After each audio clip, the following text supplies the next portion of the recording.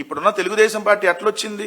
Telugu Desam party కానీ, ఆ party గుర్తు కానీ, ఆ పార్టీ అకౌంట్స్ కానీ జయప్రదంగా ఎవరిని అడ్డం పెట్టుకొని తీసుకున్నారో మళ్ళీ ఈరోజు రాష్ట్ర ప్రజలందరికీ మళ్ళీ పిక్చర్లు వేసి చూపించమంటారా? జయప్రదంగా ఎలా సాధించారో ఎట్లా వచ్చింది మీకు తెలుగుదేశం పార్టీ? వ్యవస్థల్లో ఉన్న వ్యక్తులకి ఎవరిని పంపించి తీసుకొని వచ్చారు ఈ తెలుగుదేశం పార్టీని, ఈ మీ అకౌంట్లని? దీని మీద చర్చ పెడదాం, సిద్ధమా? రాధాకృష్ణ, నీ ఛానల్లోనే పెడదామా, లేదంటే ఇంకెక్కడైనా పెడదామా? రెండు, డబ్బుల కోసం ఏ బజారు పైన చేసేటటువంటి ఈ బజారు రాధాకృష్ణకి సూటిగా అడుగుతా ఉన్నా, ఎవడికి తలకాయలో గుజ్జు లేదు? ఎవరికైనా తలకాయలో గుజ్జున్నాడు ఎవడన్నా విజయవాడ నగరాన్ని, మచిలీపట్నం పోర్టు నగరాన్ని, గుంటూరు నగరాన్ని వదిలేసి ఒక 29 గ్రామాల్లో 3 పంటలు పండేటటువంటి భూముల్లో లక్షల కోట్ల రూపాయల అప్పులు తెచ్చి తలకాయలో గుజ్జున్నాడు ఎవడన్నా నగరాన్ని నిర్మిస్తారంటాడా? దానికి మళ్ళీ నీలాంటి బ్రోకర్లు అందరూ సపోర్ట్ చేస్తారా? మరి ఇప్పుడు చెప్పండి, తలకాయలో గుజ్జు ఎవడుకుంది, లేదండి ఇంకేముంది? ఒకటైతే మీకు స్పష్టంగా చెప్తా ఉన్నా, మావిగన్ అనేటటువంటి ప్రతిపాదన రాగానే మీ అవినీతి సామ్రాజ్యం కుప్పకూలిపోతుంది కాబట్టి, మీరు ఇంకెక్కడ దోచుకోవడానికి అవకాశం ఉండదు కాబట్టి ప్రజల్లో దీని మీద చర్చ జరగకుండా ఉండాలని వైఎస్ఆర్ కాంగ్రెస్ పార్టీని పర్సనల్ గా టార్గెట్ చేస్తూ మహిళల మీద మీరు రాసినటువంటి రాతలు, నిజంగా మీడియా హౌస్ నడిపేవాడైతే ఎవడు కూడా ఇట్లాంటి రాతలు రాయడు. మీరు ఆ డాష్ కొంపలు నడుపుతున్నారు కాబట్టే ఇలా రాస్తా ఉన్నారు. నడి రోడ్డు మీద నగ్నంగా చంద్రబాబు నాయుడు గారి కోసం ఏ లత్కోరు పైన చేసేటటువంటి ఈ లత్కోరు రాధాకృష్ణ మహిళలకి క్షమాపణ చెప్పాలి దీని మీద. లేదంటే ఖచ్చితంగా వైఎస్ఆర్ కాంగ్రెస్ పార్టీ ఈ రాతల మీద అన్నిటికీ మహిళా కమిషన్ నుంచి అన్నిటి దాకా వెళ్తుంది. రెండోది, ఎట్టి పరిస్థితుల్లో కూడా వదిలేటటువంటి ప్రసక్తి లేదని మాత్రం క్లియర్ గా చెప్పదలుచుకుంటా ఉన్నా. ఈ రోజు రాష్ట్ర వ్యాప్తంగా అతి పెద్ద చర్చ మావిగన్ మీద. ఎందుకంటే జగన్మోహన్ రెడ్డి గారు ప్రతిపాదించినటువంటి ఒక అద్భుతమైనటువంటి ఈ రాజధాని కారిడార్, దీంట్లో ఉన్నటువంటి అవకాశాలు, ఇది రాష్ట్రానికి ఏ విధంగా గ్రోత్ ఇంజన్ అయిద్దో ప్రజలందరూ చర్చించుకుంటున్నారు.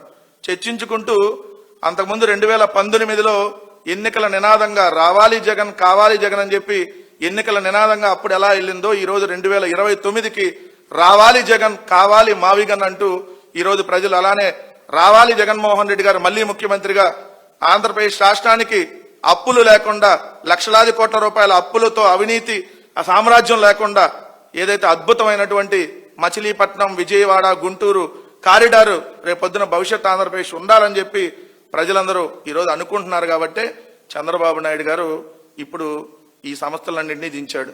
ఏదైతే వాళ్ళకి సంబంధించినటువంటి ఉగ్రవాద సంస్థలు, ఇవి పత్రికలు కాదు, వీళ్ళు రాసేటటువంటి రాతలు సమాజానికి ఏ రోజు ఉపయోగపడేటటువంటి రాతలు వీళ్ళు రాయల.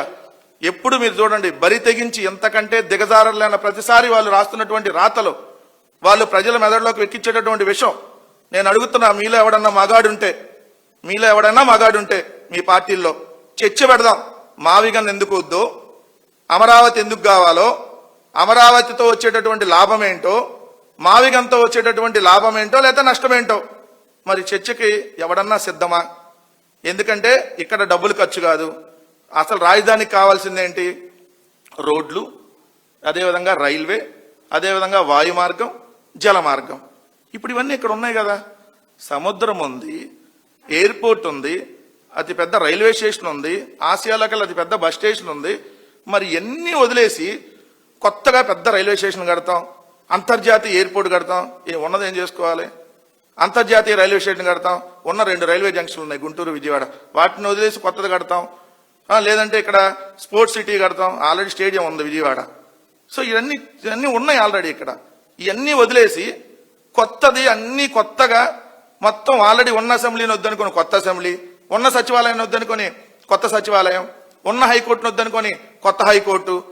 ఇవన్నీ తలకాయలో గుజ్జున్నాడో లేదంటే మనిషిగా బుద్ధిగా ఆలోచించేవాడో ఎవడో చేయడు చంద్రబాబు నాయుడు గారు, మీరు చేస్తా ఉన్నారు.